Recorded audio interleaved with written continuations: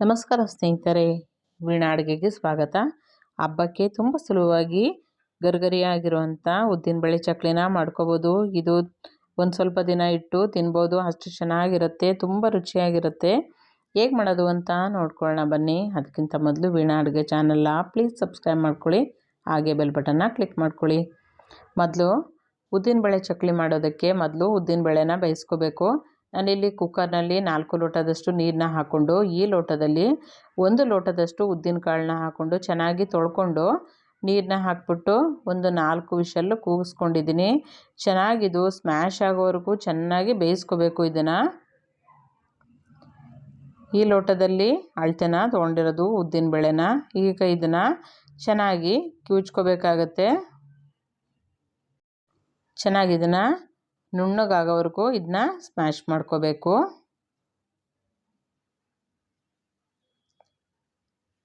ಈಗ ಇದನ್ನು ತೆಗೆದಿಟ್ಕೊಳ್ಳೋಣ. ಈಗ ಒಂದು ಬಾಣಲೆನಲ್ಲಿ 3 ಪಾವಷ್ಟು ಅಕ್ಕಿ ಹಿಟ್ಟನ್ನ ಹಾಕೋತಾ ಇದ್ದೀನಿ. ಈಗ ಇದನ್ನು ಸ್ವಲ್ಪ ಬೆಚ್ಚಗಾಗೋವರೆಗೂ ಹುರ್ಕೋಬೇಕು. ತುಂಬ ಹುರಿಯೋದೇನು ಬೇಡ, ಸ್ವಲ್ಪ ಕೈಗೆ ಬಿಸಿ ತಾಗಬೇಕು ಅಷ್ಟು ಹುರ್ಕೊಂಡು ತೆಗೆದಿಟ್ಕೋಬೇಕು. ಇದನ್ನು ಇಷ್ಟಾದರೆ ಸಾಕಾಗುತ್ತೆ. ಈಗ ತೆಗೆದಿಟ್ಕೊಂಬಿಡೋಣ. ಈಗ ಇದಕ್ಕೆ 1 ಟೇಬಲ್ ಸ್ಪೂನಷ್ಟು ಜೀರಿಗೆನ ಹಾಕೋಬೇಕು. ಹಾಗೆ ಇದಕ್ಕೆ 1 ಟೇಬಲ್ ಸ್ಪೂನಷ್ಟು ಬಿಳಿ ಎಳ್ಳನ್ನ ಹಾಕೋಬೇಕು.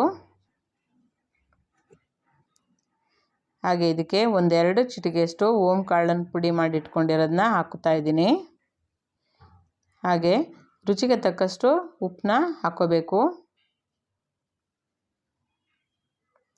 ಇಲ್ಲಿ 2 ಟೇಬಲ್ ಸ್ಪೂನಷ್ಟು ಬೆಣ್ಣೆನ ಕರಗಿಸ್ಕೊಂಡು ಇದನ್ನು ಹಾಕೋಬೇಕು. ನೀವು ಬೆಣ್ಣೆ ಬೇಡ ಅಂತ ಅನ್ನೋರು ಎಣ್ಣೆನ ಚೆನ್ನಾಗಿ ಕಾಯಿಸ್ಕೊಂಡು ಹಾಕೋಬೇಕಾಗತ್ತೆ. ಚೆನ್ನಾಗಿ ಎಲ್ಲನೂ ಹಿಟ್ಟಿಗೆ ಮಿಕ್ಸ್ ಮಾಡ್ಕೋಬೇಕು ಮೊದಲು. ಈಗ ಬೆಣ್ಣೆನ ಚೆನ್ನಾಗಿ ಕರಗಿಸ್ಕೊಂಡು ಚೆನ್ನಾಗಿ ಬಿಸಿ ಆದಮೇಲೆ ಈಗ ಹಿಟ್ಟಿಗೆ ಹಾಕೊಂಬಿಡೋಣ. ತುಂಬ ಬಿಸಿ ಇರೋದ್ರಿಂದ ಚೆನ್ನಾಗಿ 1 ಸ್ಪೂನ್ ಸಹಾಯದಿಂದ ಚೆನ್ನಾಗಿ ಮೊದಲು ಮಿಕ್ಸ್ ಮಾಡ್ಕೋಬೇಕು. ಎಲ್ಲ ಚೆನ್ನಾಗಿ ಹಿಟ್ಟಿಗೆ ಬೆರೆಯೋ ರೀತಿ ಮಿಕ್ಸ್ ಮಾಡಿಕೊಂಡು ನಾನಿಲ್ಲಿ ಖಾರಕ್ಕೆ 1/2 ಟೇಬಲ್ ಸ್ಪೂನಷ್ಟು ಕಾಳು ಮೆಣಸಿನ ಪುಡಿನ ಹಾಕ್ತಾಯಿದ್ದೀನಿ. ನಿಮಗೆ ರುಚಿಗೆ ತಕ್ಕಷ್ಟು ಹಾಕೋಬೋದು. ಈಗ ಎಲ್ಲನೂ ಒಂದ್ಸಲ ಚೆನ್ನಾಗಿ ಮಿಕ್ಸ್ ಮಾಡ್ಕೋಬೇಕು.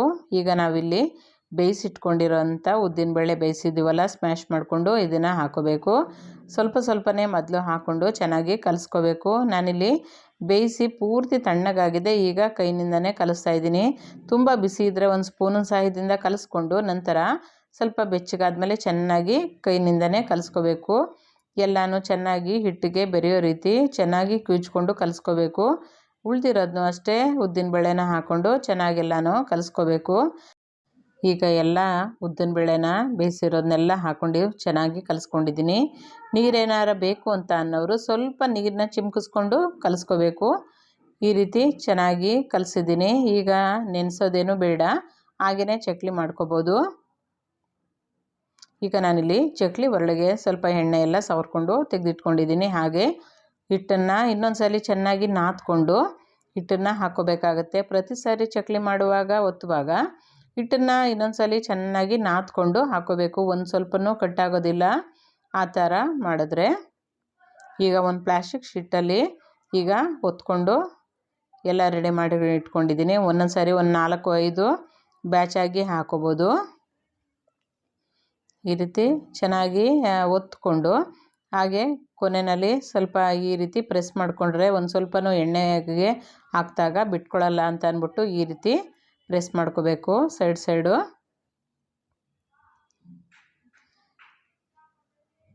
ಎಲ್ಲನೂ ಮೊದಲು ಈ ರೀತಿ ಚಕ್ಲನ್ನ ಒತ್ತಿ ಇಟ್ಕೊಂಬಿಡೋಣ. ನಾನಿಲ್ಲಿ ಎಲ್ಲ ಚಕ್ಲಿನೂ ಒತ್ಕೊಂಡಿದ್ದೀನಿ. ಒಂದೊಂದು ಸಾರಿ ಒಂದೊಂದು ಬ್ಯಾಚಾಗಿ ಹಾಕೋಬೇಕು. ಎಣ್ಣೆನ ಚೆನ್ನಾಗಿ ಕಾದಿರಬೇಕು. ಕಾದಿರೋ ಎಣ್ಣೆಗೆ ಈಗ ಒಂದೊಂದೇ ಚಕ್ಲಿನ ಹಾಕ್ಬಿಡೋಣ. ಈಗ ಹೊಸ್ದಾಗಿ ಕಲಿಯೋರು ಈ ರೀತಿ ಮೊಗಚಕೈ ಸಹಾಯದಿಂದ ಹಾಕ್ಕೊಂಡು ಬೇಯಿಸ್ಕೋಬೋದು.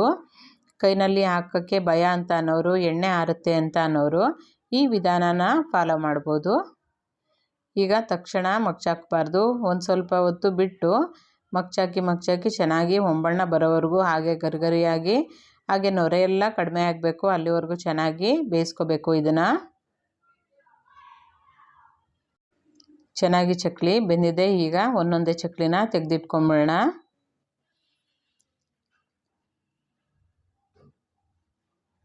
ಗರಿಗರಿಯಾಗಿರೋಂಥ ಉದ್ದಿನಬೇಳೆ ಚಕ್ಲಿ ಈಗ ತೆಗೆದಿಟ್ಕೊಳ್ಳೋಣ. ಇನ್ನು ಉಳ್ದಿರೋದನ್ನೂ ಅಷ್ಟೇ ಇದೇ ರೀತಿ ಎಣ್ಣೆ ಸ್ವಲ್ಪ ಚೆನ್ನಾಗಿ ಕಾಯಿಸ್ಕೊಂಡು ಒಂದೊಂದೇ ಚಕ್ಲಿನ ಹಾಕ್ಕೊಂಡು ಬೇಯಿಸ್ಕೊಳ್ಳೋದು. ತುಂಬ ಸುಲಭವಾಗಿ ಹಬ್ಬಕ್ಕೆ ಈ ರೀತಿ ಮಾಡ್ಕೋಬೋದು. ಹಾಗೆ ಸ್ವಲ್ಪ ದಿನ ಇಟ್ಟು ತಿನ್ಬೋದು. ಒಂದು ಸ್ವಲ್ಪನೂ ಮೆತ್ತಗಾಗೋದಿಲ್ಲ, ಗರಿಗರಿಯಾಗಿರುತ್ತೆ. ಯಾವುದೇ ಕಡಲೆ ಹಾಕ್ತೇನೆ ಈ ರೀತಿ ಉದ್ದಿನಬೇಳೆ ಚಕ್ಲಿನ ಮಾಡ್ಕೋಬೋದು. ಸಾಯಂಕಾಲ ಕಾಫಿ ಟೀ ಟೈಮ್ಗೂ ಸಹ ಆಗುತ್ತೆ, ಅಷ್ಟು ಚೆನ್ನಾಗಿರುತ್ತೆ. ಒಂದು ಸಲ ಈ ವಿಧಾನದಲ್ಲಿ ಟ್ರೈ ಮಾಡಿ ಸ್ನೇಹಿತರೆ. ತುಂಬ ಸುಲಭವಾಗಿ ಹಬ್ಬಕ್ಕೆ ಉದ್ದಿನಬೇಳೆ ಚಕ್ಲಿನ ಒಂದು ಸಲ ಟ್ರೈ ಮಾಡಿ. ಈ ರೆಸಿಪಿ ಇಷ್ಟ ಆಗಿದ್ರೆ ಲೈಕ್ ಮಾಡಿ, ಶೇರ್ ಮಾಡಿ, ಕಮೆಂಟ್ ಮಾಡಿ. ಹಾಗೆ ಹೊಸಬ್ರು ಯಾರು ನೋಡ್ತಾ ಇದ್ದರೆ ದಯವಿಟ್ಟು ಸಬ್ಸ್ಕ್ರೈಬ್ ಮಾಡ್ಕೊಂಡು ನೋಡಿ. ಹಾಗೆ ನೀವು ಮಾಡಿ ಹೇಗಿತ್ತು ಅಂತ ಅನಿಸಿಕೆ ಅಭಿಪ್ರಾಯಗಳನ್ನ ಕಮೆಂಟ್ ಮೂಲಕ ತಿಳಿಸಿ.